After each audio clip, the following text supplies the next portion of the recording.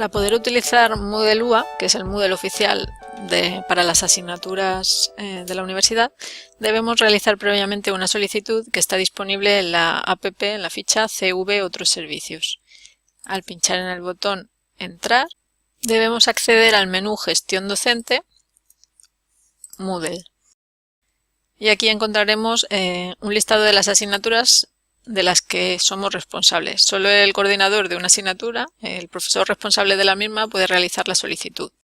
Al seleccionar la asignatura para el año académico actual, debemos indicar también una de las categorías. Tampoco es muy importante, pero es una forma de tener organizadas las asignaturas. Y aquí nos aparecerán los grupos de teoría de la asignatura. En este caso solo hay uno, pero si hubiera varios podríamos marcar o desmarcar para incluir en Moodle solo los grupos que nosotros quisiéramos. Del mismo modo, a la hora de añadir profesores, podríamos indicar que no participa o que ambos participan en la asignatura, o asignar un permiso de profesor sin edición, que sería algo así como una especie de profesor tutor que se encarga de corregir a los alumnos, de participar, pero no puede editar ningún contenido de la asignatura.